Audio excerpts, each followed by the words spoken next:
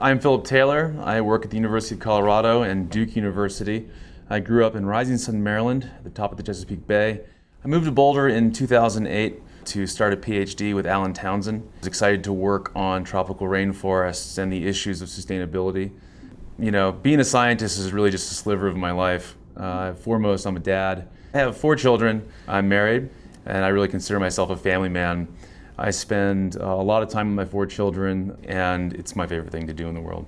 And I find that what gets convoluted in the climate change debate is that the evidence for climate change, I think, is very clear. What's going to happen to the world, the prognostics, what's going to happen in the future is very unclear, and those two things get tangled up. And in the conversation, it's really hard to disentangle them.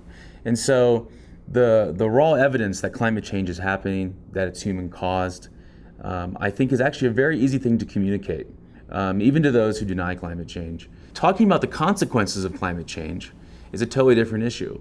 You know, I grew up in a very active family who had a huge perspective on life, and I think the main principle we live by, and I've always lived by, is the concept of living for humanity, where my children are definitely a part of it.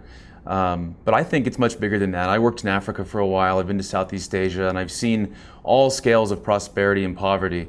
And for me, what motivates me is helping others, quite simply.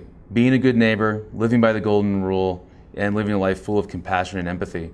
And I feel like me being a scientist in the environmental realm is a huge piece of that.